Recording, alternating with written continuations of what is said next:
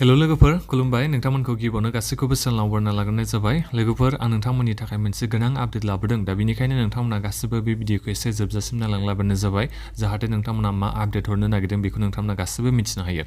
जोंहा APDCL निफ्रायबो साख्रि ओंखारना फैगोन आं बेखौथ' नोंथांमोननो मैयानो खोन्थाखाबाय आसाम पुलिसनि ABUB कनस्टेबलनि थाखायबो फैगोन आरो दाख्लै बावैसो आरो जागासिनो दं जोंहा दायो माने जेल वार्डारनि बे फिजिकेल एफिसियेन्सि टेस्टआ जागासिनो दङ नोंथांमोनाथ' गोबाङानो फिजिकेल एफिसियेन्सि टेस्टखौ होखांबाय दं जेल वार्डारनि फरेस्ट डिपार्टमेन्टनि आरो बेजों लोगोसे जोंहा बे माबानियाबो एक्साइज कनस्टेबलनिखौबो नोंथांमोना गोबाङानो फिजिकेल एफिसियेन्सि टेस्टखौ होबाय दं नाथायबा दासिमाव जोंहा रिजाल्टआ ओंखारना फैयाखै दे दा बे रिजाल्ट फैखांनाय लोगो लोगो जोंहा मा जागोन सेलेक्सन प्रसेसआव एग्जाम जागोन दे रिटेन एग्जाम जागोन MCQनो दा बिनि थाखायनो आं नोंथांमोननिसिम मोनसे गोनां आपडेटआनो जाहैबाय नोंथांमोनाथ' मिथिखागौ जोंहा आसाम पुलिसानो जा ग्रेड 3 ग्रेड 4 नि एग्जामानो जाया मानो नोंथांमोना मा होनो हायो एग्जामखौ बर' रावजोंनो होनो हायो दा बिनि थाखायनो आङो आसाम हिस्ट'रिनि नोंथांमोननि थाखाय बर'नि MCQखौ लानानै फैदों दै दा बेखौ आं सिगाङावनो नोंथांमोना भिडिअ बानायनानै खोन्थाहरखादोंमोन नाथायबा गोबां मानसिफ्रानो बे PDFखौ नोंथांमोना नुवाखै जानांगौ मोनाखै जानांगौ दा बेनिखायनो नोंथांमोना बे PDFखौ डाउनलड खालामनानै फरायनो हागोन दे बेहाय गासै 900निबो बारा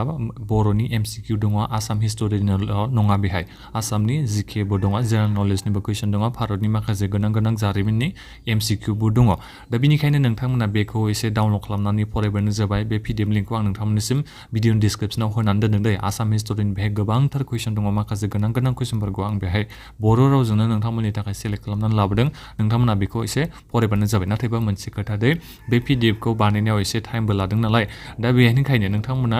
बे PDF फाइलखौ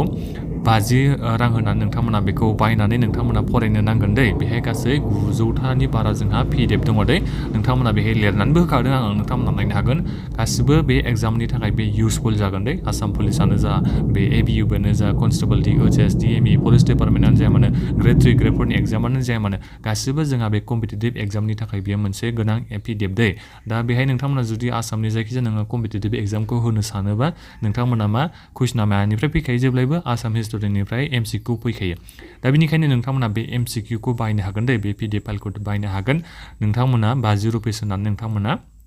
बे PDF फाइलखौ बायनानै फरायबानो जाबाय आङो भिडिअनि डिसक्रिपसनाव नोंथांमोनाव WhatsApp ग्रुपनि मोनसे लिंक होनानै दोनदों दे बे लिंकआव थांनानै नोंथांमोना जइन जाग्रोदो गिबियावनो जइन जाखांनायनि उनाव नोंथांमोना एडमिन माने आंनो नोंथांमोना अफिसियेलि बे एडमिन थायोना ग्रुप क्रिएट खालामनाय एडमिन थायो बे एडमिनखौ थुनानै नोंथांमोना आंनो पार्सनेलि SMS हरबानो जाबाय जुदि नोंथांमोना बे PDF फाइलखौ नांगौबा नोंथांमोना बिनिफ्राय आङो माब्रै पेमेन्ट खालामनांगौ 50 रुपिसखौ आं बेखौ नोंथांमोननिसिम खोन्थाहरगोन WhatsAppनि गेजेरजोंनो दा बेनिखायनो आं खावलायदों दे नोंथांमोना बे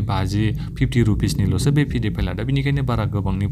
फैसाबो नङा बेहाय माने बारा दामिनिबो PDF नङा बियो नाथायबा बेहाय माखासे नोंथांमोना गोनां कुइसनफोरखौ मोननो हागोन बर' रावजोंनो जेरै नोंथांमोना आङो प्रिभिउ महरैबो दायो खोन्थादों नोंथांमोना नायनो हागोन नै बेहाय गासिबो बर'नि